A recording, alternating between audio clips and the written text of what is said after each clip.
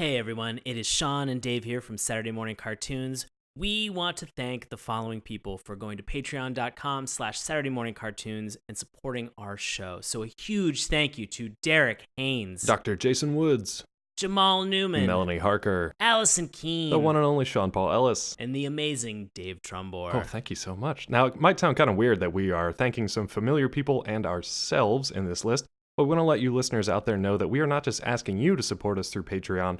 We are actually putting our hard-earned dollars into the show as well. So we just want to say thank you to those who have supported, and for anyone who can't but would like to help out the show in some way, feel free to share our Patreon page within your social media circles. It would really help a lot. So thank you guys. We appreciate you going to patreon.com/Saturday Morning Cartoons to sponsor and support our podcast. And now, on with the show.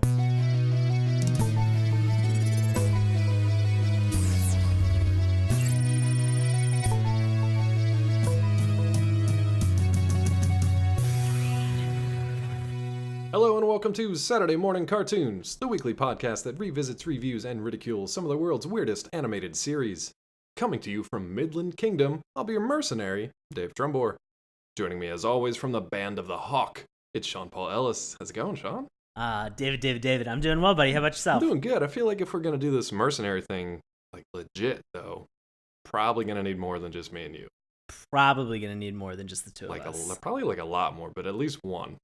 Who do you think would be skilled and qualified to be able to pull this off? I feel like one guy could probably just replace the both of us, and that's Evan Valentine. Oh, he happens to be right here for the show. Hey, how are you? I'm here for a good one now. Yeah. After many times of many horrible Saturday morning cartoons. No, I mean, in our defense, Evan usually suggests the bad shows. I do. Because it is fun. But this time around, I did want to talk about a very, very, very good. Yeah, and I mean, even that is going to be a point of contention, I think, because we have two different versions of the same series that we actually watched tonight. So we're going to get into some compare and contrast, if you prefer. What?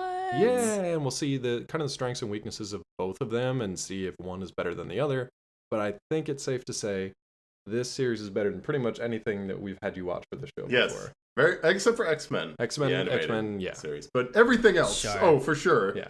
This is the one. If you want to watch more Ultra Force, we can. If you want. Berserk is missing Lord Pumpkin, which is a strike against it. Yeah, I was actually really upset there were no cartoon drugs in this series that I know of yet. There might be more. Juke? What was it called? Oh, the Zook. The Zook. Yeah, no Zook in the show. Although Guts does look like he took a lot of Zook. He is on something, I guarantee it. I think it's just a healthy regimen of protein, exercise, and demon just blood. crippling anxiety and haunting demons from your past. And revenge! Terrible revenge! That really does drive you. That really gives you a defined core. It does. That gets you up in the morning. Gives you that gets you a nice six-pack. Yeah, or whatever he's got. Whatever this guy's got. Oh, God. Let's get into the history of this one, Sean. What do you have for a background on Berserk? Yeah, so Berserk is a Japanese dark fantasy manga series written and illustrated by Kentaro Miura. Miura premiered a prototype of Berserk in 1988. The series was adapted into 25-episode anime series covering the series' Black Swordsman to Golden Age arcs by Oriental Light and Magic in 1997. A trilogy of films, Berserk, the Golden Age arc, were released beginning in 2012. A second anime adaptation began broadcasting in 2016, starting with the Conviction Story arc and covering the Falcon of the Millennium Empire arc in the second season. Not to be confused, as I read this as Millennium Falcon arc, which I was like, oh, what a crossover. Star Wars crossover into Berserk. I got real confused when the words Falcon, Millennium, and Empire all showed up in this. And I was like, did I write the wrong thing? Did I have like a fugue state where I just copied Star Wars stuff? Obi-Wan Kenobi shows up and says, use the Force to not get raped by demons. I don't like being touched. Yeah. But it's weird because that was in the original versions, and then Lucas went back and cut that out. And then he had to cut it out. Yeah. And then Hayden Christian Anderson was just like, yeah, I'm on board. No, that's not the actor. I love that you combined Hayden Christensen with the author of The Little Mermaid. Hans Christian Andersen. Oh, We this got is a crossovers pleasant, of honest funny mistake. It's working. This is great. Well, let me tie it all the way back around because I'm sure at some point our hero from Berserk fights a merm person at some for point. sure. Yeah, There's a very long 100%. period of time where Guts is on a boat where he fights mer people and zombie pirates and giant things that are in the ocean in general. So, yeah. Was that on the Piece of One arc that they did? He's making a One Piece. The One Piece. I'm making a One Piece arc, joke. and that's also Straight a up making crossover. So Monkey D. Luffy versus Guts. Who wins? Guts. He didn't even hesitate. Not even a second's hesitation. Monkey D. Luffy has no fire driving him like the fire of revenge and horror. Fair enough. He's just Listeners at it out for there, treasure. let us know. But in case you have no clue what we're talking about, let's give you a brief kind of synopsis of the thing that is Berserk. Now, stay with me here. It's going to get a little gross. So let's see what we got. Set in a medieval Europe-inspired dark fantasy world, the story of Berserk centers on the characters of Guts, a lone mercenary, and Griffith, the leader of a mercenary band called the Band of the Hawk. Themes of isolation, camaraderie, and the question of whether humanity is fundamentally good or evil pervade the story as it explores both the best and the worst of human nature. For example, Guts was born from a hanged corpse, lost his adoptive mother who rescued him to the plague when he was 2 years old, and was then raised by the cruel Gambino, who sold access to Guts to a rapist and later attempted to murder Guts in a drunken rage. And that's not nearly the worst of it. That's just kind of how everything... It's not even how it gets started, because they don't plunk you down in the middle of that. That's when... Do you remember from the manga, like, when you find out his backstory?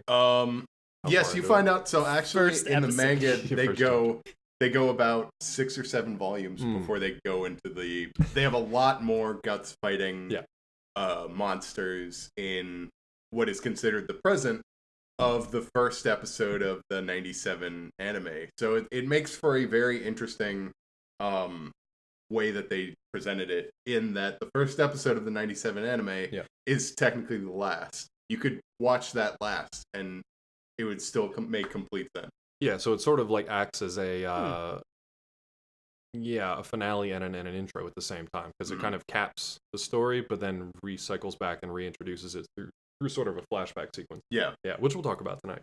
But we teased, there are 2 different versions of this story in addition to the manga. There's also the movies that Sean mentioned in his history recap. You can watch the first of those movies on Netflix. I don't know if the other ones have arrived yet. I don't believe they have. They're not. I there. checked. Yeah, I really wanted to watch. I wanted to watch them. 5 years. So it's only been 4 or 5 years. And it's weird because all 4 of these mediums will tell the story of Guts. So it just depends on like which one you find first. If you've watched all of them or read all of them, Evan has watched all of them and read all the manga. You said you're like caught up to like current day. 100% caught up, which is crazy. It's crazy considering this has been going for 30 years. Evan started when he was 5 years old. I started when I was. It was his first book. Excuse me, 4 years old. 4 years old. When I was 4 years old. No, I got into it when I was about 18, when I found a DVD of the last couple episodes of the 97 anime. So I actually watched those last ones first, which was, let me tell you that those are the absolute worst in a way that is like, oh my god, there's so much blood. I can't believe this is all happening. This makes no sense. What was happening before this exactly? So yeah, I watched those, had to go back and rewatch it from the beginning. Gotcha. And yeah. Yeah, so tonight we're going to go back. It's going to be a little easier on the listeners out there because we're going to go back. We watched the first episodes. I know each of us watched a little bit extra, did some bonus homework, but we're going to talk about the first episodes from both the 1997 anime series and then the more recent reboot that started in 2016 and is currently, I believe, in the 2nd season. So we will talk about both of those. But before we get into those, one thing that sets everything apart from everything else is a theme song. Oh, man. A theme song. Sean, what are your thoughts on the 1997 Berserk theme song? It's like they got the Gin Blossoms to do a song with the New Radicals. Nice. Back when they were in college and just starting out. What college band did they get to actually do this theme song? The worst kind. I'll be honest with you. I really enjoyed it. It kind of, it took me a couple. I watched a couple episodes of this, and so every time I would just sort of let it play and just rewatch the theme song. And I don't know what it was, but there was something that was really kind of quaint and familiar about that kind of college rock style. That was very simple. I enjoyed the message that was behind it, the visuals. What was the message? I'm very curious. Well, because it kept saying like, what would you like? It kept asking the question like, what would you say to somebody? Like, what would be the question that you would ask them if you had that chance? You know, and it seemed like for this kind of crazy history and story that we have for our lead character, Guts, I almost feel like he's sort of in that like 5 why scenario where, you know, he would be like, why was I born? And then he would like drill down with like 4 more whys to actually get to like what the real answer is. It's like, because the world needed one tortured soul to wave a giant sword, you know, and reenact parts of Final Fantasy VII before Final Fantasy VII was Final Fantasy VII. And so I kind of feel like it did a good job. Kind of, it was an engaging song, and I didn't like it at first, but it grew on me very, very quickly. I thought the visuals were super fun, especially like the very beginning where it like 75% of the screen is completely black, and then it's the outline of Guts just with like a fire super like imposed over top of him, and you're just like, oh, this is a brooding emo gentleman for some college rock. Well, that's the weird thing. So like, well, go ahead. Sorry. No, I really enjoyed it. So Evan was mentioning earlier that like this theme song, how does this theme song's tone match up with the tone of the series? The theme song itself doesn't, because in that first episode, if you can recall how it starts, it has this long demon hand that's holding a bayonet, and you just hear that deep voice go, "Is a man truly free? Can he ever defeat the fates that entwine us? Or is he just cattle?"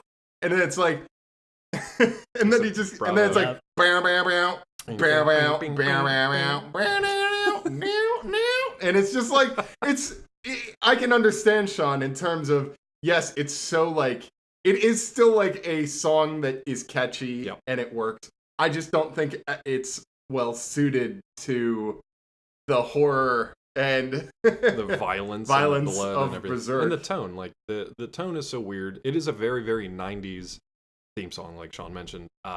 It's so catchy though that I'm just like, okay, like this works, because now in my mind I can't separate the song from the show. And there's actually like the cult following of the anime and of the story. They love this song for the most part for 2 reasons. One, because it reminds them of the show and it's so like weird and signature for this series. But also and forgive me, but the English is very strong in this series. And they have, like, they spell out the lyrics. And this isn't like a race thing. Like, this is literally just what the people are saying when they're singing the song. There's a line that says, "Put your grasses on, nothing will be wrong." And the fans love this. Like, if you look for this song on any YouTube page, all the comments will say, "Put your grasses on, nothing will be wrong." It's just one of those things. And I love it. It's like part of the charm and part of just like, this just is what it is. We've talked before how a lot of anime series, like regardless of what the series is actually about, they'll just bring in like a J-pop band, they'll bring in some like college rock band, and they'll just say, "Make us a song. Here's a couple maybe words to use if you want, but whatever, just make us a song that's going to be a hit." So they don't always jibe together, but they always end up kind of working together at the end of the day. So I like this one preferably out of the 2. But final thoughts from you? Final thoughts on this is that the whole monologue that you had at the beginning, Evan, is perfect if you were in college and somebody's like, "I'm studying philosophy." You'd be like, "Oh, okay, great. Fucking get it, buddy." Or blacksmithing. Or blacksmithing. But it actually, it really reminded me a little bit of Fooly Cooly. Yeah, oh yeah, and I can see that. Or, you know, a lot. I guess kind of vice versa. But yeah, same kind of thing. Yeah. Sean had first word on the 97 series. So, Evan, what do you think about the theme song from the revamped 2016 series? I mean, it's very much like, it's more fitting for Berserk, I feel, and it's much more anime of today style. Like, I think if it were up to me, Berserk would have a theme song that was akin to something from Metalocalypse, because it is that like outlandish and it is that in your face kind of thing. But the 2016 anime opening is fine. Yeah. It's a very stereotypical anime opening. It fits for Berserk. I think what makes the 97 version so charming is that it seems like it doesn't fit in a way, and the terrible broken English, and the fact that it is performed by a college band. So yeah, I mean, I would probably, if I had to choose between them, it would be a really tough call because I mean, I'd probably edge out 2016. Just really, that wins out? Wow. Because you think it totally if I had to also incorporate the images and stuff that's a really good point, because, and Sean mentioned from the 97 series, it's basically just guts. Like, you see guts in like different silhouettes and like different hero poses, which is great because it introduces you to the main character. But you also just see like a burning flower a number of times, which I don't know what that means. That means nothing. It means nothing? It means awesome. It really means nothing. It means nothing. I don't know. 97 version has him like in the mouth of a demon. Oh, yeah, it's awesome. Stabbing it over and over and over again. Awesome. Then the demon is eating his hand, and he's still stabbing it. Your grasses was that in the intro? Was that in the intro, that scene? Yes. Really? It's like, it's such a weird juxtaposition. It's towards the very, very end. Because you've got this kind of like poppy fun song, and then you just got stabbing demon hands and mouths. It's the visuals are essentially like silhouette of Guts' like torso, fire in the background, wilting flower, somebody holding somebody else. So kind of like in a that's kind of a spoilery thing. Yeah, so, sure. Well, it's in the theme song for the first episode. It is, so but it's like it's a typical kind get? of anime thing where series by series, season by season, where they put a lot of teases into the theme song that are completely out of context, and if you're watching it for the first time, you have no fucking clue what's going on. Right. Once you watch the season, you come back and you see that intro in a new light, which I love. You're like, oh, and American series, Western series really don't do that. Pay attention. They don't pay attention. They don't do that often enough. It's all clip scenes or just original animation that has nothing to do except show off some cool action. There's some actual like thought put into Japanese anime. That it's like wilting flower to like tender cuddling to like to to like holding a baylet to then like nonstop stabbing for like 25 seconds of like a demon's face. That's also a spoiler. Like, as it's like pulling him apart, and I'm just like, okay, well, questions are answered about, because I've watched this in the complete wrong, I guess, order in terms of what should have been viewed. And I watched the Netflix. 2016 is a direct sequel to this anime. So if you watch that's what I was confused with. If you watch 2016, it starts immediately from the end of that first episode. That kind of makes sense, I guess. Mm-hmm. Yeah, you're right. Yeah, that makes sense. Yeah. I had to go back and look at kind of the history of some of these characters because we're introduced to people who they don't name. I'm assuming they show up later in the series, but that makes sense that this kind of picks up where that left off. But anything else for you, Sean, for the 2016 theme song? I feel like, there was a really, really good, just like heavy metal guitar lick coming in that like kind of like got me really, really pumped up. And then it was like some dude's tenor voice singing. And I'm like, the only way that I feel like you can do for like the level of intensity, it needs to be a collaboration between Slipknot and Marilyn Manson, and then just like a jar of like tears and like a priest hits it with a baseball bat, and you're just like, yeah, this is gonna make as much sense as the rest of this fucking show, and it's as aggressive. So the visual really drove that one home. The ironic part is that like the theme songs in both cases have the worst music in the show. They're arguably the worst music in the show, because not to say that they're bad music, but the music that's in the show itself is so much better. It's even for like the quiet moments, for like the battle moments and all that stuff. It just gets you hyped, like especially in the 97 show. It's a song called Forces, which essentially is whenever it's the that one is such a like orchestra kind of thing, and it's just like it's like the song of war kind of thing, and it gets you into it. It works. The only thing I would say, like, I would still prefer a different song for both of these series, but I would like something, because this is like a European medieval dark fantasy, I would prefer something almost on the level of like Attack on Titan or something Oh that yeah, has kind of that like that'd be a good one. European feel, but something a little more like industrial or something a little. Those songs would work you really know? well, I think they'd be especially like okay. that new Attack on Titan one. I think they'd work pretty well. But something along those lines. But at the same time, I think I'd give the edge to the 97 one just because it's so weird and unique. I agree with you, Dave. I'd- 97 one, 100%. I'd probably lean toward 97. I can say that 2016 is like, it's just 97 is kind of burned into my brain. Yeah, that's the thing. I don't know if it's just because I've watched more 97 stuff or if it's just because that song is so weird that it really sticks in your head, but either one. Now, this is going to be another interesting discussion, I think, here, because we're going to get into the animation style before we even touch the characters, the plot, any of this stuff. Oh, jeez. And this is the real big difference, in my opinion, between these two series. So, Sean, let's talk about animation style in 1997. I feel like if you are a fan of anime in the 90s, mid to late 90s, there is sort of that general look and feel. I get like a very distinct sort of a heroic Legends of Arislan and almost like Bubblegum Crisis look and feel for a lot of these. And it hit that sweet spot of anime nostalgia in terms of the animation where I'm like, this feels classic to me. Like, this feels very classic. I enjoyed it. What do you think about anything from like character designs to the settings to the creatures? This one.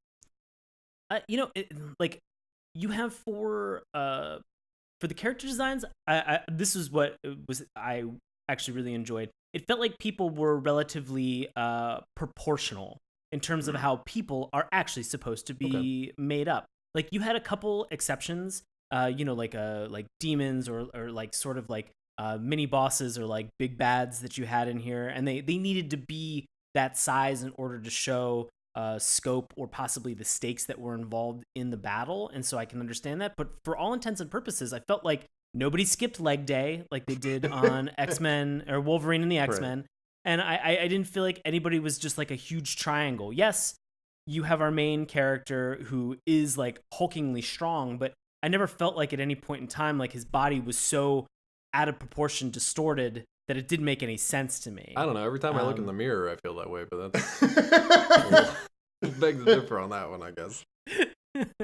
But yeah, I just I think I think some of the creature, especially in the 1997, because we get into some creatures in both of them, and this sort of like some of the creatures that I felt that we saw in the 97 version, like that was kind of like a classic Nosferatu kind of vampire style, and I really enjoyed it. It sort of made me think of the original like Nosferatu movie, just with the like bald head, kind of like very angular jaw, and like gaunt, no color, big eyes, like real creepy sharp teeth. And so I liked the design of some of these creepy creatures, and I was excited that it was a horror kind of fantasy as well, because I mean they really got into the blood and sort of just the gore for this without really pulling any punches. And to hear from Evan that this is like only a small, this is a G-rated version. Yeah, it's a G. Yeah. Oh Jesus Christ! Man. I can't imagine what the actual manga is like. Well, just to give you a funny story, whenever I recommend Berserk to people as a manga, they have to all quit friends because they can't handle it. They say that I'm out. Yeah. I just can't handle how bad this is getting. But I kind of like that test though. It's if you can make it. You gotta watch the conviction arc is pretty bad. The troll part is pretty rough. I don't know. But yeah, to kind of add on the character design stuff, these are my favorite like monsters in anime and manga in general. From 97, but also in general, the way that he makes them is very reminiscent of John Carpenter's The Thing. I feel because there's very much a sense whenever you see one of them, you have no idea what you're looking at. Like even with the big snake thing, yeah, it's a giant snake guy. But inside the snake's mouth is his actual face that has snake eyes and the tongue that's like protruding out of his mouth to the point where he can't even close it. Like, how is he even talking kind of thing? Yeah. But if you look at the designs as the 97 arc begins to wrap up, more and more demons are introduced. And those designs are just like they're horrifying, but they're breathtaking all at the same I time. really want to find like one of Miura's like sketchbooks from back in like 85 or something, like when he was just like pouring these demons out of his head onto paper before he started making anything of them. It must have just been like, you need to get this guy to a shrink or something, because this is not good. Like, I'm glad he channeled everything into this direction, but it's like there's some really messed up stuff. Mm-hmm. But so I'll just say, since we're talking about animation of the 97 style, if you're not familiar with it, like Sean said, it's a very traditional, hand-drawn, 2D animated, mid to late 90s anime style. It's reminiscent of some titles that Sean mentioned as well. I mean, you can kind of compare it to, I'm trying to think like anything else that it kind of compares to. The Guyver. I got Perfect Blue. Guyver, definitely Okay. Guyver. All right. Did you ever see Perfect Blue? Yeah, Evan? I saw Perfect Yeah, Blue. Yeah, Perfect kind of Blue like is not as upscale as Perfect Blue, but definitely same kind of like the fact that the Violent. characters are all proportional and they, as Sean said, like they look like they're human beings. You could look at all those people, Yeah, sure. and you could see. I mean, I don't know if you'd necessarily see someone who looked like Guts walking down the street or Griffith with his long white hair, Sure. but you know, a lot of like the soldiers, they look like soldiers. The random kind of villagers and people, like they just look like normal people. Soldiers, thieves, brigands, bandits, villagers. They all look kind of normal. It's the ones that stand out, like Guts, Griffith, when we see him, the Baron.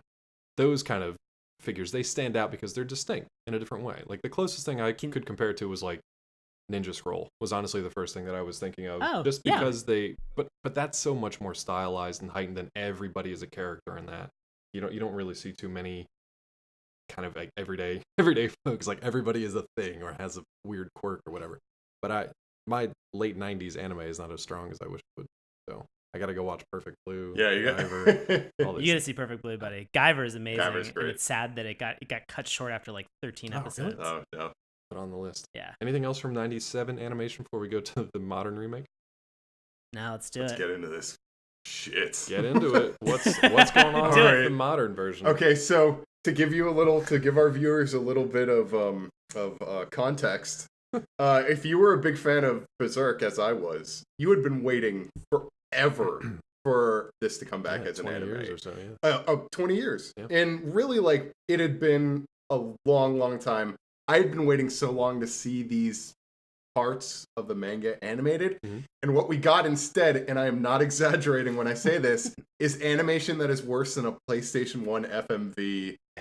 Like, From 20 it's years like ago. it's like on par with like a Sega CD FMV kind of. Like that's the characters look like tanks. Like you could legit like it almost looks like they're puppets. It but looks like, almost stop motion. It looks like it's stop motion, but herky-jerky. even stop motion looks better than that. You can look at like Kubo and the Two Strings and Paranorman and stuff like that, and those look great. This is like the direction is fucked. Like nothing looks good. I mean, it's really like it's just going from 97's anime that like still has its problems. They didn't have enough money, so they had to do things where they like held on a single frame and pulled back or something like that. Clever ways in order for them to get around their budgetary limits. But even that stuff still looks cinematic because when they had a full like battle scene that they just kind of like slowly panned across, they still had like effects work, and they still had fire voices going and stuff and like that. Things. And with the 2016 version, the action suffers because of there's no emotion. Like you can't really get the emotion on people's faces, and that's what really like kills it, is the fact that like I've watched all of them because I have to, like, I want to see what horrible like it's oh my god, like I'm gonna go. It's like how far will they continue to go? And so sometimes, and I believe they did this with like Dragon Ball Super, is that they went back and actually had to reanimate stuff that they had originally fucked up. Oh, interesting. And I would imagine they would have to do it a lot because and that's really a good point. Like, imagine if you can't quite put yourself in this fandom. Imagine that you had watched Dragon Ball Z, and even if you hung around through GT and whatever all that crap was, imagine that they were like, "There's a new Dragon Ball series coming in 2016. It's going to be CG." Just like, what? CG? Why would you do? But not even like good CG. It's gonna be 2003 CG reboot. Yeah, like late 90s level CG, like Yeah. bad And hexadecimal. there's just like there's no excuse for it because like they had time with it. There's no 20 time years. constraints. Each season has 10 episodes. I don't know why they decided to do this, but it's just like Berserk fans are watching this and like, well, I guess we just gotta watch it. Like, there's no. Yeah, you don't have a choice. I guess we just have to like. Guess we just have to sit here. We just and have suffer. to suffer through. But that's. this. I feel like that's you're getting the real guts. You really are. Maybe Yeah. that's what they're really trying to That's what it is. do. The next thing they're gonna come to your house and just brand your neck with Yeah, one of the marks. Jesus. All right, Sean, what did you think? Since you're not as obviously steeped in the fandom and stuff, coming into the modern series, what did you think of the CG animation? So I actually watched the CG animation first in the Netflix movie that they had. Oh yeah, And- Yeah, that's it right, did I use a forgot. combination. You see, that's the thing is that movie uses a combination Yeah. of CG and animated. I didn't remember it being as scenes. bad as the series. No, And it's I- not as bad as the it's series not. at all. Okay. It's not because I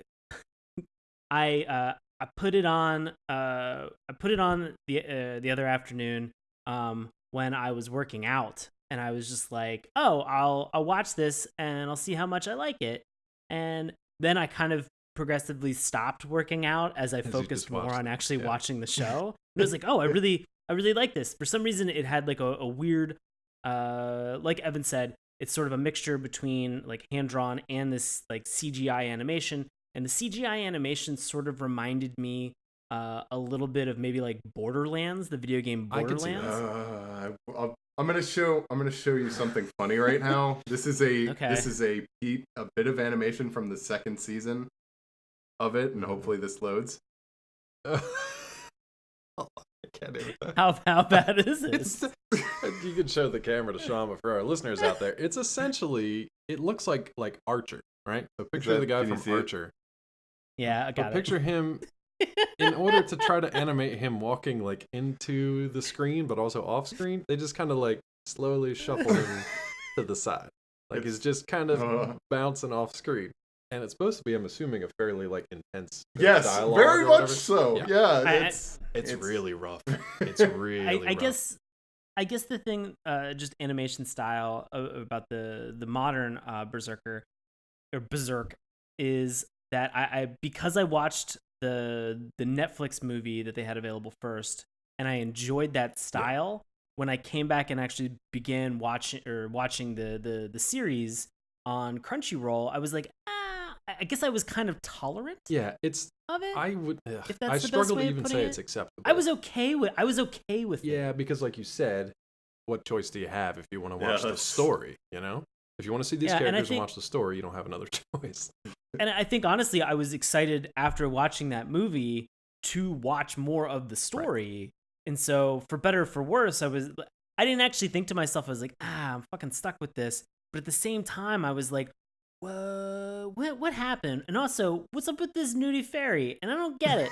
And what's this kid We'll doing? get into And that why- with all the character talk too. and it was very jarring to me Yes. to suddenly move from the movie then to this because of all of the changes that happened in Guts, and I had no filler at that point. So I was like, wait, where did half his body go? Yeah. There is such a, I don't know. I feel like if a new generation, and if you're younger listeners out there, let us know. Like if you've only watched this modern Guts and or this modern Berserk, and that's what you know, let us know your opinion on it. But man, from watching that 1997 one, which I think is like, even if they didn't have a lot of budget for it, I still think it's gorgeous animation. I love the hand drawn traditional stuff. There's so much character and so much heart, so much blood, sweat, tears put into that stuff. To see something cranked out of a computer in like a 3D modeling system that isn't even that like top of the line, there are things that I like about it, but for the most part, it feels cheap. It feels cheap. It looks cheap. It doesn't have the expression like you said. They have a lot of problem with faces. Faces are either just like bland or a little derpy, a little rough. I mean, or they're just like weird angles. Like and kind of just to like reinforce the great animation of the 90s show. Yeah. That scene wherein Guts lifts up his fake hand, pulls the thing with his teeth, yeah. and shoots the cannon, which knocks him back to his sword that he grabs from his back, like scrapes against the ground as like sparks are moving, and then swings at the guy. It's just such a good. that's not just like good animation. That's like good direction. Like It's they had like- a good yeah. director. Like in a Yeah. live action movie, if you were watching that and it was shot well and it was orchestrated well and what's word, choreographed well, you'd be like, fuck, that was an awesome scene. And that's how you feel watching the 97 series. A similar sequence of events happens in the 2016 series, but because of this jank animation, it does not have that same kind of gravity. And it's mostly a part because their faces are weird. They move very strangely. They're very wooden and kind of puppety, but not for no reason. I don't know why they don't have a smoother transition. It almost looks like they pulled out like half the frames from the series. But it also, the direction is not good. They're shot from weird angles. A lot of the stuff doesn't make sense. But we're ragging on the 2016 stuff a lot. The only things that I think work well. I mean, rightfully so. Dave, it's really hard to render shit on a Sega Saturn. So give him a break. They're on the Just old- give him a fucking There's break. like It's 5 running guys Windows and they're CE. rewiring it and they're getting zapped and they're like looking at the screen. Oh no! We gotta finish this in 20 minutes. It's just a stack of all the unsold Jaguar systems just in series, just running, trying to Everybody's Daisy render. chained sweating and together. they're all trying to hook them all It's together. crazy, but this movie, this series, when it's aired, it's actually aired live as they're rendering. That explains why everything's terrible. No, I do like the character design, not the execution necessarily, but the design. We're introduced early on to like the royalty. I guess it was the Band of the Hawk. Yeah, the Band of the Hawk. And like, there's some incredible like detail and really cool looking design on all the armor and the horses and all the stuff that they have. It's some really cool looks, but that's it. You never get to see any of that again.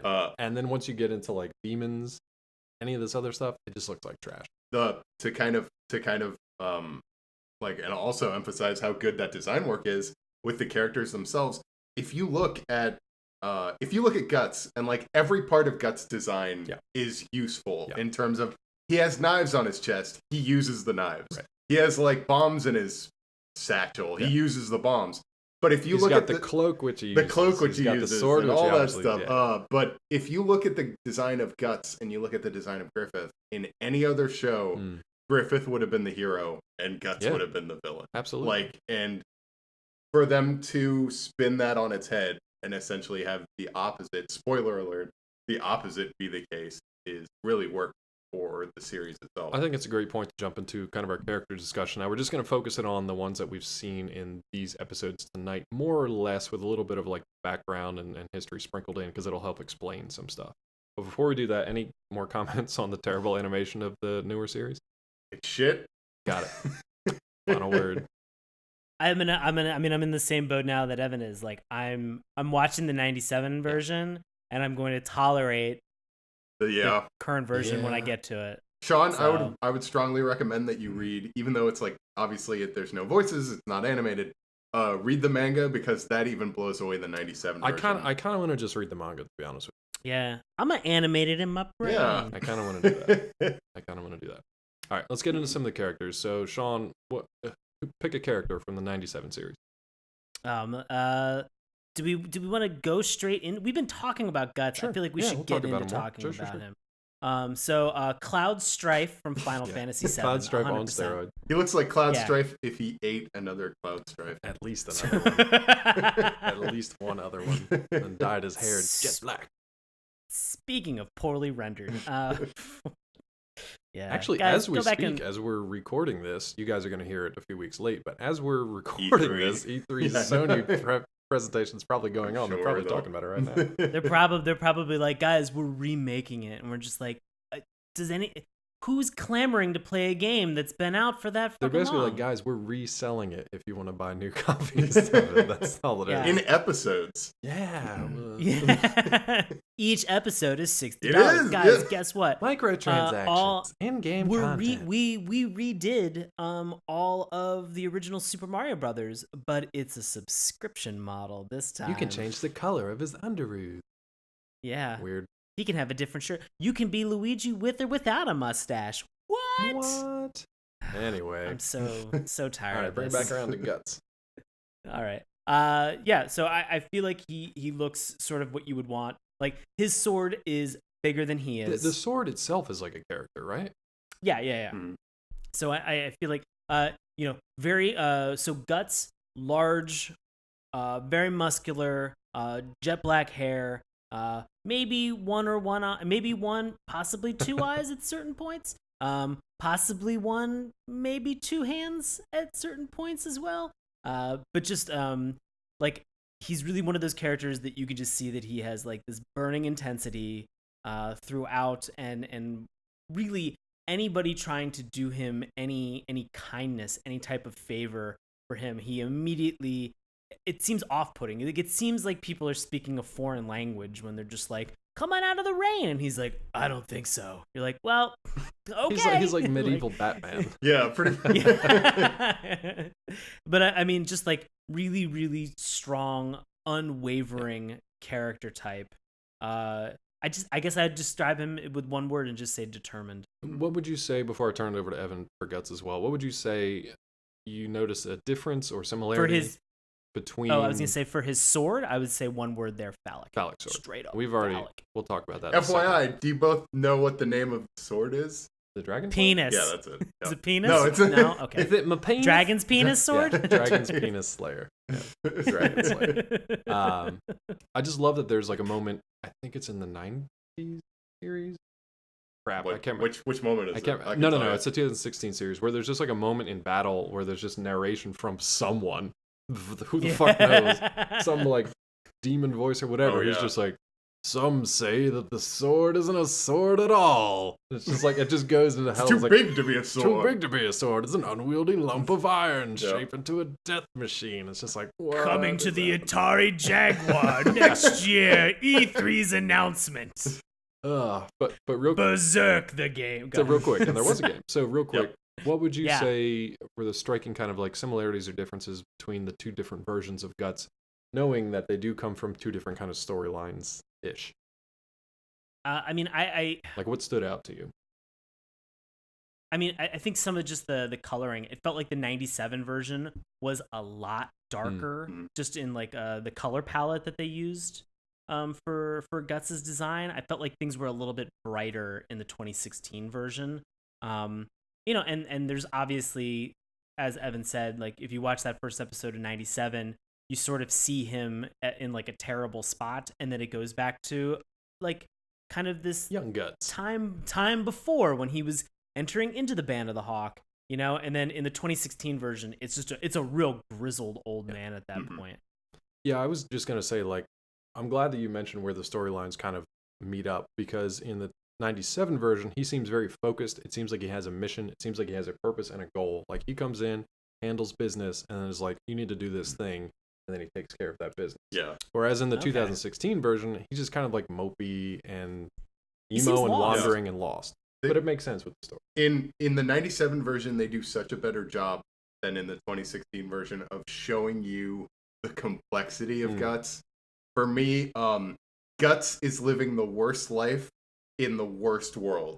It's the worst world possible, and he's living the worst life possible. Now, I like that, because that takes me to a moment where a character who we see in the 2016 version, but not in the 97 version, at least not in this episode, Puck, this small kind of like elfin fairy, it basically like looks like a little naked winged boy with, I think, blue hair, says... And very feminine features. Well, but I mean, it's very like, very elfin, very fairy-like, very pixie-like, so it kind of makes sense. It's sort of like Tinkerbell if it was... Yeah, except Nudie. Nudie and Dudish.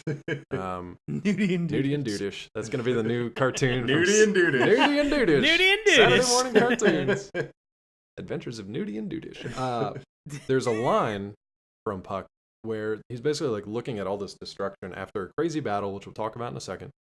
And he's just like, oh, this is the world that Guts lives in. And it's such a cheesy line, but at the same time, it's kind of like, oh, it goes to what Evan was just saying about how he's the worst life in the worst possible world, the worst possible time. Yeah, it's essentially, and the reason why the creator created Puck is because his editor said, Jesus Christ, man, you gotta lighten this up. Like, for real, like they said, this is way too dark. You need to throw in some kind of, like, humor into this. And so he created Puck, who's making wisecracks while the worst possible things happen. Yeah. That makes it kind of darker to me.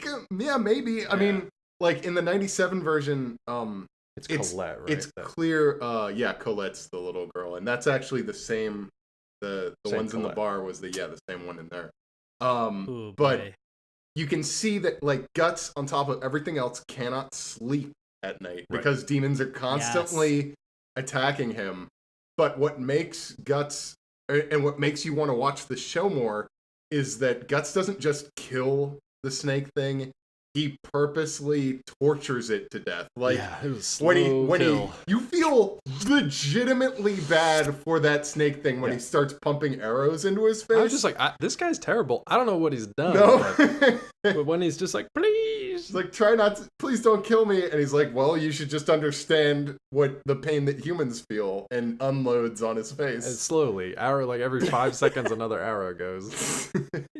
Truthfully, I looked at it and thought, that's a man who loves his job. Yeah. I can see that. Yeah, That's a man who really like, enjoys his work. You mentioned work. like Frank Castle, like similar kind of vengeance over justice or personal vendetta over heroism. One of the major things that I found so appealing about Berserk in general is that every single fight, Guts is horribly outmatched. Yeah.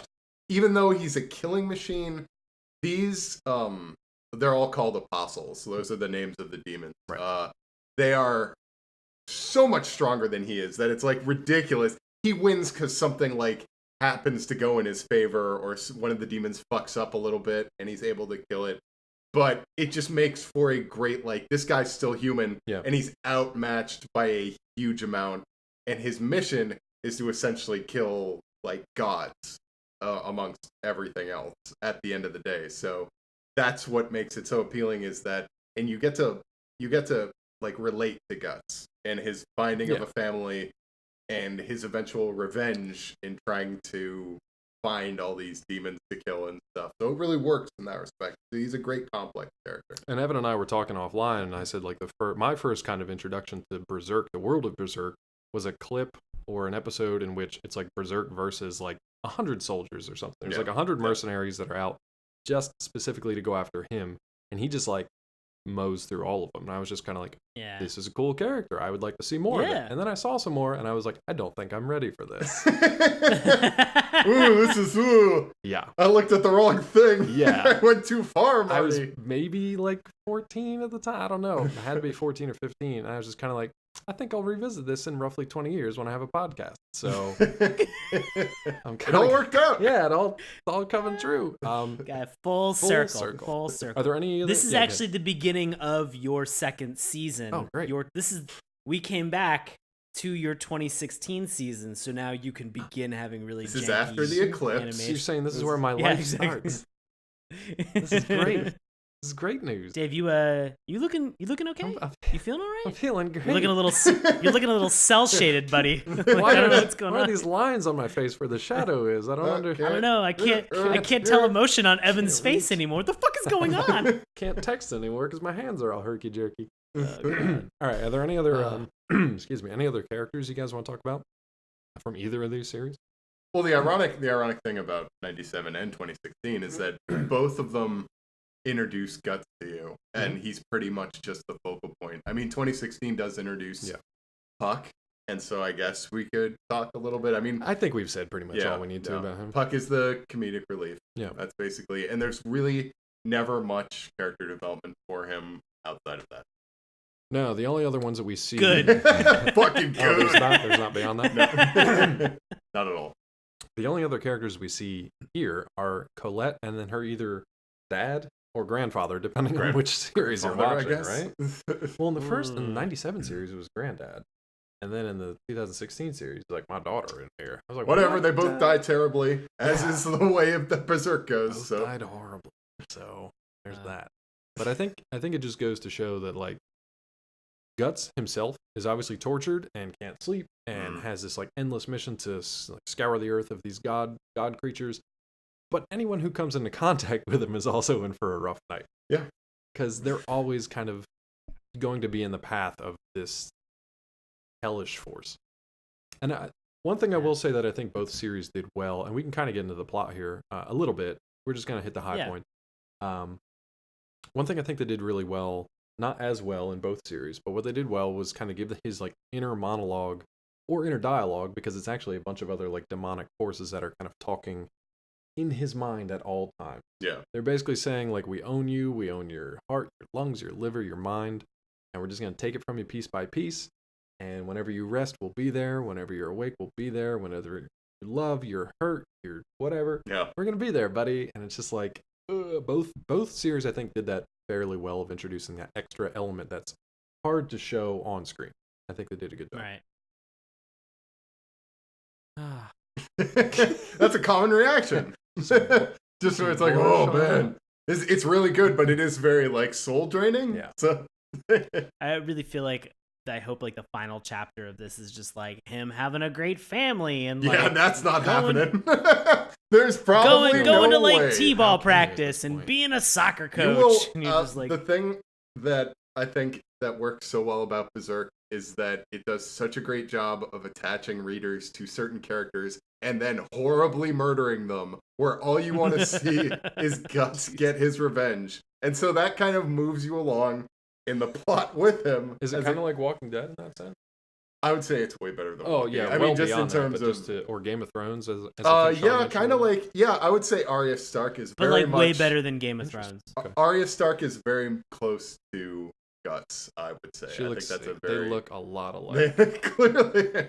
Spot on. But that's interesting with her whole kind of like assassin arc and all that stuff. That's really interesting. All right, let's jump into the plot just a little bit. So if you were going to sell somebody on episode 1, 1997 series, like what are the maybe 2 moments that you would say, like, look for these moments in the plot that really like tells you and sells you on Berserk? John? Well, we've already discussed the one, which is sort of him taking down that vampire snake person and just continually plugging that whole battle. We've mentioned it's extremely well choreographed. It's well directed. The animation style, and you can really just tell as we've been talking that the odds are against him, and the fact that he's able to cleave this thing to pieces, you're like, this should not have been possible, but yet here he is, just like really, really fucking terrible position, and he manages to come out on top, and then goes out and then crosses that line, and is just like, I'm a man who loves to wake up in the morning and go to work. Arrow, arrow, arrow, arrow, arrow, arrow, arrow, arrow, arrow in your face, and just, whew. I mean, that definitely for me was like one of those things that I really enjoyed. I think I might be kind of blending a lot of like how it kind of then goes to the origin story and some of that stuff. But I guess because I've watched so much of it now, I'm trying to remember exactly what was in that episode 1. But I will say, I think probably for me, watching the Netflix movie first, one of the big selling points for me is it Batsu, the fight versus Batsu? That's at this like that's in this castle where it's one of those things where it's like a legendary hero that like has this massive axe, and Guts sort of walks out of the crowd of people as these two armies come to a head. And somebody's like, oh, it's the famed legendary Batsu. And like and the general is like, I'll pay whoever does this. I'll make you rich and famous. And Guts just walks out and it's just like 10 gold pieces. And he's like, ha ha ha, what? He's like, I'm a mercenary. I don't give a fuck. 10 gold pieces. He goes, I'll pay you 7. And under his breath, you just hear him go, cheap bastard. Yeah. And then just proceed to fucking murder, and it's just like, Jesus Christ, like you could tell that he's not playing around. Like it's fun to watch that character all of a sudden like live up to the name of the actual series. Like he just goes berserk. And again, in that fight against that giant armored guy with the axe, Guts barely wins because it only happens because that guy's axe was already a little fucked up. He hit his helmet. He split the axe with his sword in the previous swing, and then he's going to like the Batsu is swinging, and the chip in the axe catches the side of his helmet and pulls his helmet off, and in that swipe, Guts manages to completely cut like a huge gap in the side of his opponent. And then as his opponent is just like standing there just being like, wait, hold on, don't do it. He just drops the sword in between his head and splits his brain in half, and you're like, oh fuck. Yeah. Like, Were there any moments from that got me interested. That's a good hook. Were there any moments from the 97 series that like you mean just that first episode? Yeah, just the first episode. That scene, I think just the reveal of his sword is such a great the thing where he's already hitting people with the arrows. And then the one guy runs up to him and it's like, you son of a bitch! And then you just see his cloak like float and he brings up the sword. And again, this goes back to the good direction. Like, even though the animation, like, it's still good animation, but without this direction, it wouldn't be as good. Him holding up the sword, you look at the guy's terrified face again, you just see a splash of blood hit the table, and then you hear a Wilhelm scream as Guts' sword, like, hits into the ground, and it shatters the ground, and you see the guy's upper torso in like a 360 direction, just start flying through the air in slow motion as it goes. Like, I think that's just such a great introduction. It's so ridiculous to how ridiculous this show can be, and like who Guts is, and like what he's willing to do, and all that stuff. But see, then to that point, so the first thing that we see the first thing we see overall is just this massive, like bare-chested blacksmith hammering away at this sword. Yeah. And then cuts to that funky theme song, and then you're just like, what? But then the next thing is you get to see a very traditional, very kind of like typical hero moment where these brigands come into this tavern. They're pushing around this young serving wench who we learn is Colette, right? Yeah. And it's looking ugly. Like, things are going to get real bad pretty soon. And then Guts comes in and like takes care of all of them. So you think like, oh, cool hero, comes in out of the cold and dark, stormy night, saves a damsel in distress. No, I mean, technically, yeah, he does, but that wasn't his intent. I mean, that's the funniest. That's the funny thing, is that Guts just did that by happenstance. He had a message for the brigand. He was like, "Look, you're gonna take this message to your boss and tell him the Black Swordsman here, because I have dealings with him." Basically, he didn't give a shit about the other people in the tavern. He had business to attend to. So I love that little switch, a little flip. Also, just a quick point. Yeah. I love how deliciously evil the Baron is. Oh my god, so he's great. Fragile. Yes. The Snake Baron is fragile. real good. But that's why, like, it was not confusing, but it was interesting. The way the anime series, when they present a first villain in series like this, it's usually like someone who seems incredibly strong compared to like normal people, but then is taken out in 1 second by the hero. Yeah. It's usually how it, and even from Prince of Tennis. Like, Prince of Tennis had an antagonist, right? Who was like a master tennis player, but then our buddy, I can't remember his name, but our buddy, the Prince of Tennis, is just like, I'm actually left-handed, or whatever. And he just like murders him in that first episode. Like, the escalation is interesting. So, to see where this series then goes back to and kind of starts from, and then to see where this 2016 mess kind of picks up is interesting. But speaking of 2016, right. Let me pitch you one show real quick. God, here we I go. call it Berserk of Okay, Tennis. And it's people playing tennis with knives is what like, it instead is pretty much. That's not a tennis racket. It's like a slab of iron. I've seen you play tennis racket sword before. Terrible. Hits the ball and it just goes clang. I'm wondering, are you just throwing daggers at each other across the net? Yeah, it's really just playing. It's just like Assassin's Creed. It's just throwing daggers. Just throwing daggers. But like cool. in an arena sports setting. Oh, well. It's going to be an Berserk esport coming of to tennis. you soon. Berserk of Tennis. Before we run out of time, we got to get to some Love It, Hate It's tonight. Anything from the 2016 episode that stood out in a good way that you would like to sell to people to, like, check this episode out?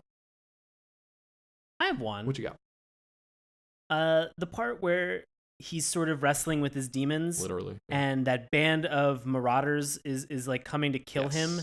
And they see him and he's just waving. Like, you have been built to understand that he is attacking these skeletons that are trying to kill him, that are coming from, again, completely outnumbered. Yep. They're coming from underneath the ground, from everywhere.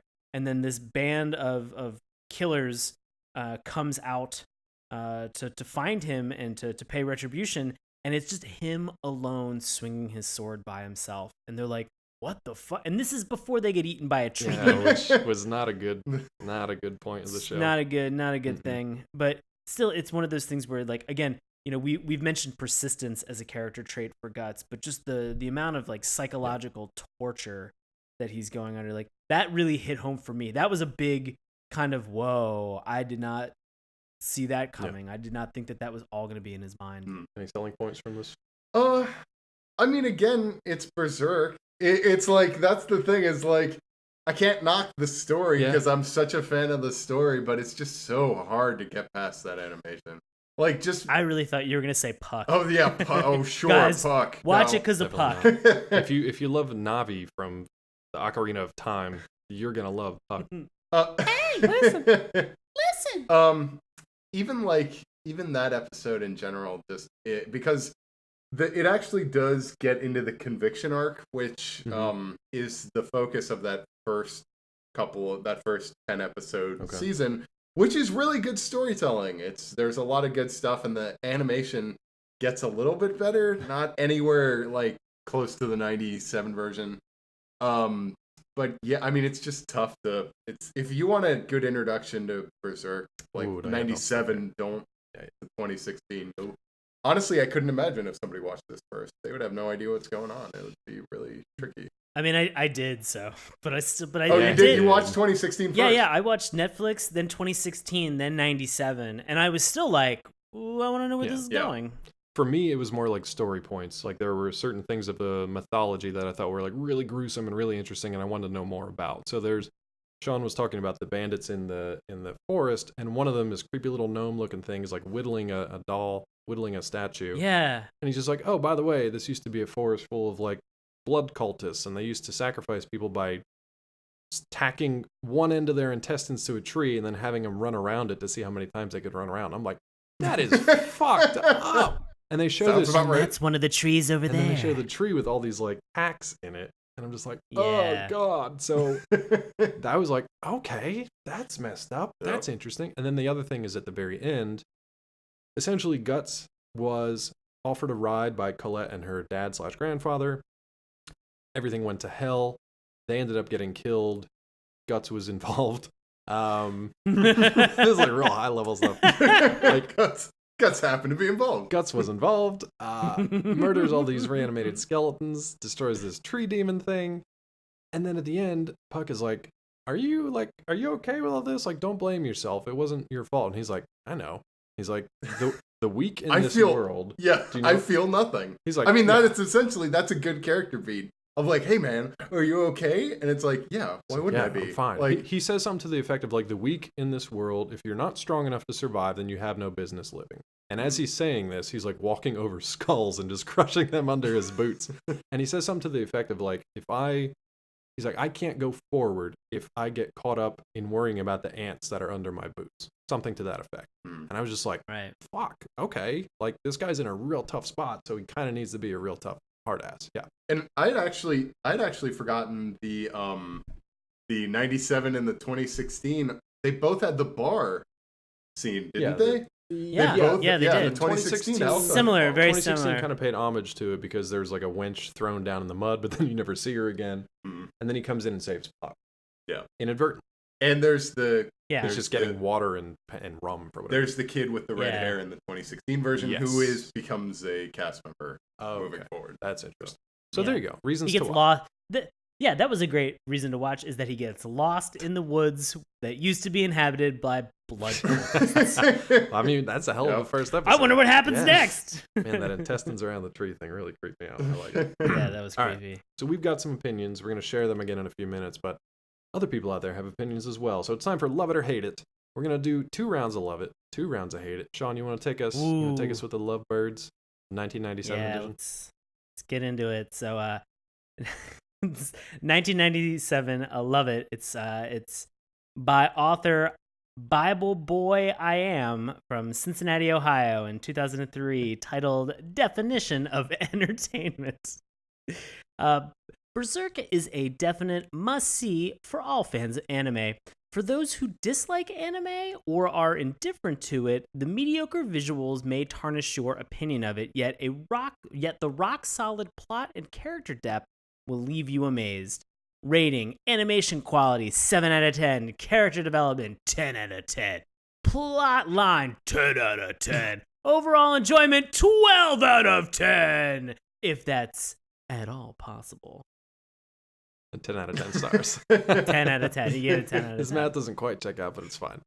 Yeah, it does not check It's all good. Believe it or not, we actually have a Love It from the 2016 edition. And this one comes from Nexus 52605 from Montreal. Hey, Evan, that's really weird. That's your email. Yeah, Oh, whoops. Oh, jeez. Oh, that's where you were born, better buddy. go kill That's myself. so bizarre. We're going to tack Evan's intestines to a tree outside and have him run around. We'll be back in a moment.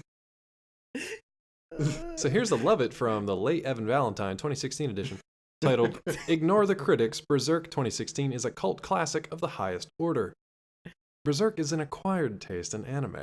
It's too graphic for most people's delicate sensibilities. That might explain some of the negative reactions. However, for true diehard fans, this is more than a worthy successor. If you enjoy it and truly get it, then watch it and rejoice. I don't know what this voice is all of a sudden.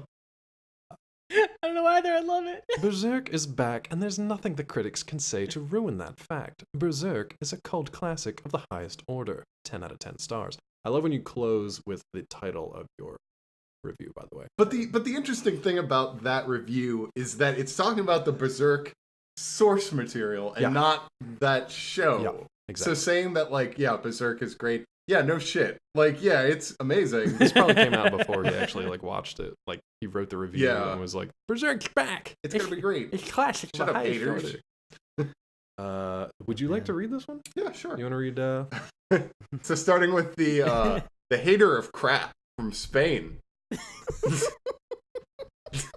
1 star, stupid show. This show was so boring. It was your typical anime boring crap. Filled with Satanism, female nudity, but almost nothing of male nudity. That's why it sucks. Ugly designs, a stupid plot, and boring and bland characters. This show was so stupid and boring that it was completely worthless. There wasn't any single good thing about this. Everything about this show sucked. This show is pretty lame, even for anime standards. Unless you are an anime fan, don't waste your time seeing this crap. What a stupid show, and what a waste of time. This sucks hard. Hater of crap. Damn. To his name. Speaking of sucking hard, I can't believe there wasn't any male nudity in There this. is male nudity. They just Not don't enough, show Evan. Not enough. Not for enough, hater They have of this Evan. weird thing that they do in the 2016 version where they don't show nipples on Really? anyone. What? And so they have women are constantly like losing their tops, and then there's nothing I wonder there. if that was whoever has the rights over here. No, because it's all just straight streamed from like Crunchyroll from Japan. So Yeah, I don't know what really the- strange. Sometimes that happens when I think it's like, maybe it would have gotten an X rating or something if they Maybe. had left it. I don't know. of all the effing things, nipples. Don't worry Yeah, about right. like Yeah, don't. demon horse rape. There's That's fine. literally a part in the 2016 anime where there is a goat with a snake for a penis that guts cuts off. But did the snake penis have Good nipples? point. No. Good point. it They didn't. cover them up. Yeah. If it did, too much. Too much. Too Gotta much. protect children. I think I'm going to shorten up this last one a bit, so let's see what kind of random nonsense this guy has. Hate it. 2016. I mean, we're with you on this one. Let's see what you got. This is from Florin108 from Romania. Titled, Why Ruin It? Good question. 1 out of 10 stars. Awfully rendered CGI characters on average backgrounds. Actually, the characters look so bad that they make the backgrounds look beautiful in comparison. They're really not. Each character seems so stiff and lifeless that even a 50-year-old Shu could show more emotion. Maybe I will read this entire thing. This should be good. When they talk, there's no emotion or muscle movement on their face at all, except the mouth. The rest of their body staying still and staring into nothingness. When performing fast or even normal movements, everything looks really jerky and rigid, like the plastic action figures we used to play in our childhood. Because they are so lifeless, it's pretty hard to care for them or even get involved in the story at all. I've been a huge fan of the old series, and I can get past many things. I'm an easily pleased person, but this is so bad, even lowering your expectations, you'll probably still get disappointed. I've not read the source material yet, but I've seen various panels from the manga, and almost each one is a hand-drawn masterpiece. This 2016 adaptation brings so much dishonor to it. I thought the 2012-2013 Berserk CGI adaptations were a setback, but I would gladly watch those over this pure crap. If they keep going with the same CGI crap, the show is ruined. Why ruin it? 1 out of 10 stars. I think that's fair. Mm-hmm. I think that actually could have been Evan's review as well. That might have been mine also. That might have been his. So actually, Evan, let's find out your review. Remember, this is the time where you get to recommend, Sure. not recommend, or not recommend, and erase it from all existence by giving it the dip. So, 97 series. Wholeheartedly recommend. Wholeheartedly recommend. 2016 series. It gets the dip. Oh. It gets the dip. Whoa! I'd rather have nothing. Wow. I'd rather have no animated thing for 2016, 2017, and just leave my memories intact and just keep praying. Because this makes the 2016 and the 2017 series make it more difficult to create a good rendition of those scenes than if they had made nothing. Like, you'd rather see it in the manga in your imagination. Yes. Than a poorly rendered horse rape. I get it. I get it. That makes sense. That happens, Sean. If you're going to render that's a thing that happens. At least render it well.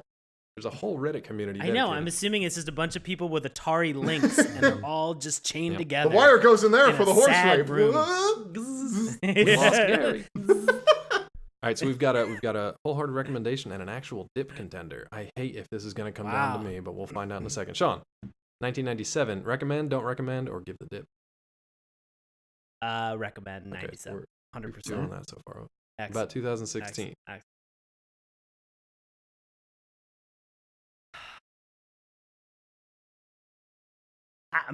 I'm really not intentionally attempting to do a dramatic pause for this. I recommend it. Oh no! I recommend it. I want to keep watching this show. I'm liking the show. I want the story to keep going. But that's your only exposure to it, Sean. I know. You know what? Maybe I'm gonna change my mind after a couple more episodes when I see some more lifeless faces and some jank animation and a horse rape. But right now I'm kind of I want to see where this goes. I want to see where it goes. It's a happy horse, by the way. He looks much better. He looks not like a horse. Yeah, well. He has the body of a horse, but he's smiling and his teeth are bared. It's rough. Much better. Dave, how you feeling about this, buddy? 97, I think, is amazing, and I really want to go back and finish watching the series, so that's a recommend. Yeah. On one hand, I want to see more of this 2016 version to see how bad it gets. On the other hand, Evan is currently dangling a bellet over my head and threatening my life. I will sacrifice you if I don't to the God hand. I gotta go with Sean because I can't recommend it. I can't dip it. I'm not going to recommend. But I can't dip it until I've seen the whole thing. This might be one where we actually have to table the dipping, come back, and have a recast of a vote. Once we've I can table the dipping. Table the dipping. What do you think? First time dipping's been tabled. We've reached an impasse. What do you think is a good number of episodes before you give up? Everything available? Yeah, whatever. No. Watch the conviction arc. That first 10 episodes. I would say that honestly, there is. Have you watched all of that, Sean?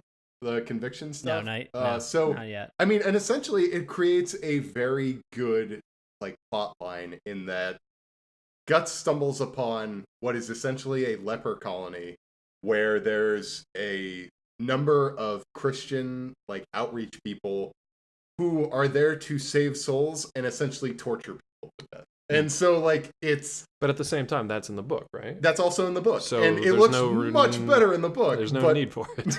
I know. Everything I'm saying is so amazingly portrayed in the book. Okay. All this stuff is rendered so amazingly. But if you have to watch it in animation, I watch it. I mean, because... You can at least get the story in that way. At least you're continuing the story and stuff. So if you like the story and you're like, wow, this is a really good story. It's just just vomit for my eyes. Then yeah. Maybe you could just think it's I would say you could try to do it as an audio, but they don't have an English dub yet. No, that'd be really tough for us. But figure it out. All right, so we're gonna table that. 97's good. 97's 3 for 3. Recommend. Definitely check that out. Check out the manga. Yep. Even check out the Netflix movies. Yeah, I wouldn't dip those. Yeah. I would, even though because actually those Netflix movies go a little bit past where the anime ends by 30 minutes. Yeah, I remember watching it and just being like, I don't know what's happening. Yeah. So even come back to the series. The anime, the 97 anime does not show you how Guts gets from point A to point B. Okay. The movies do Fill that in those final 30 minutes. So, Okay. yeah, I would essentially say that if you want a very condensed, like, if you want to really, if you have the time, watch the 97. It's 26 episodes. It'll take you like 13 hours. Yeah. But if you want a more a more condensed version, 4.5 hours with the movies. Nice. It works pretty well. That's kind of like what we suggested for Dragon Ball Super. You don't have time for all 80 episodes. Just watch like 2 of them. Or just don't watch Dragon Ball Super. Don't listen to Sean at all. Universe arc is great. I will say they are. I want to watch what I've seen before, but I want it to be more derivative. They are pushing my patience with this tournament. Like it's taking finally, a long time. When are they getting to the fireworks factory? They just completed the thing in space. They finally just CGI glued together the. You don't know who the 10th member was, Sean. You don't know. It's great. You don't know. It's a great twist. But I'd love that they spend. I'm sure it's probably Goku in a hat. That would be a pretty good twist. Goku in a fedora. Am I close? Am I fucking no, close? It's him in a fedora. Milady. No, I love though that they took time and budget out to like create that CG floating arena in space that we've seen inched together over the last. Anyway. All right, so that's it for Berserk. We're 97's good. 2016 is on the hot seat. We can come back to this in the future. But in the meantime, Evan Valentine, thank you so much for coming back again. Thank you for having me. Yes, it's great to talk about such a great property. For half a good show. What do you have going on out there in the real world? Well, I'm currently writing for Collider along with Dave. Agents of S.H.I.E.L.D. has ended, but I recently wrote a review of I'm Dying Up Here, the stand-up comedy dramatic series created by Jim Carrey. Feel free to read my review. I was doing stand-up comedy for about a decade, so I can offer some glimpses into the world of like all that nonsense. Comedians and comics. The show isn't great, but even still, it gives you kind of a nice look into that time period and everything. Yeah. Also, feel free to catch me on Twitter. I'm at EV Comedy. And yeah. Fantastic. Sean, buddy, what are you up to? Guys, as always, I do live improv comedy in Washington, D.C. with a group that's called Nox. That's N-O-X ! We perform with Washington Improv Theater, and you can find tickets and showtimes at witdc.org. And I'm also on Twitter and Instagram at Sean Paul Ellis. You can find me on Twitter at Dr. ClawMD. You can also find me on Collider.com, Nerdist.com, and DaveFrumboard.com. If you want to find out more about this show, please head on over to our Patreon page, patreon.com/Saturday Morning Cartoons. Remember, it's morning with a U, just like in Guts. To your head. I've been waiting. How long has it been? I made a joke. I was gonna do it at the end of the episode if we didn't hit it, and you did it, Dave. Bless you. I was trying to work in somehow that like Guts was like a Mike O'Malley origin story, but it just was not. Oh, Jesus. And Mo gets the bail-in. And Mo. Oh my God. My childhood just got real dark. I would love it if the bail-in was in the aggro crag. The piece of the rock. Oh, the bail-in is in the aggro crag. The glowing rock. That thing in the aggro crag does kind of show up at the end of... Real quick. We've said this word bail-it 50 times. Oh yeah, what is a bail-it? Give them like a 2 cents. Okay, so description and a bail-it is essentially a magical tiny face that is... Dave almost just completely... I just about ruined all our equipment. So a bail-it is essentially a magical object that you can use in order to get power by sacrificing something in your life to a 5 dark gods called the God Hand. Nice. And so you see it early on in the series. There are a number of these, but one in particular is very important, and it goes from it's nicely done. Gotcha. And he's not wrong. It's just it's a weird thing when you see it for the first time. It's a mishmash of all its facial parts are in different... I kind of laughed the first time I saw it. Oh, for sure, because the nose especially is pointed out in a direction. But when it all comes together, when the face is made, it's quite horrific and it's quite startling. So Good teaser. It looks like shitty jewelry you'd buy on Etsy. Yeah, like it a- is. it looks like I guarantee you, if you look on Oh, Etsy right now, somebody is 1000%. making exact replicas of 1000%. those things. Just We keep saying that, like, hey guys, I wonder if there's a rap song for this series. Berserk. And then there was one. If you keep willing these things into existence, Evan, we're never gonna go to sleep. I'm okay with that. I feel like you can just get a whole bunch of like kindergartners together and make a bunch of baylets and sell them online. Yeah. There's nothing wrong with that. Sure, yeah, kindergartners. What's this it's from? The new friendship Shut up, bracelet. Shut up, child. Make another one. Paint it red. If you want to know more about Saturday Morning Cartoons, feel free to check out our website, SaturdayMorningCartoons.com. You can also find us on Twitter @MorningTunes. Check out Sean's handiwork on our Instagram page. Keep the conversation going on Facebook. And listen to our free audio podcast featuring special guests like Evan Valentine each and every week through YouTube, iTunes, Stitcher, and Google Play. And as always, if you want to reach out to us, send us an email, SaturdayMorningCartoons@gmail.com. We're going to shift gears real hard next week. I guess they have ponies and horses in common, but don't tell Allison that. They're both doing two very different things. They're very different things. We're going to have special guest Allison Keene, I believe, next week. Is that correct? Yes. Yeah, and we're talking super manly, awesome, strong macho series. My Little Pony. The current one? I think the original. Oh, the original one. Let's see the original. Like pre-Brony. Bronies are welcome. Bronies are welcome. We'd like to hear from you. But in the meantime... Hey, thanks for listening. Go watch 97 Go watch Berserk. 97 Berserk. Yep. Thank you guys for listening. We will see you next time on Saturday Morning Cartoons. Thanks. Hey, everybody. Thanks a lot for listening to Saturday Morning Cartoons. Now, if you'll excuse me, I have to transform and roll out.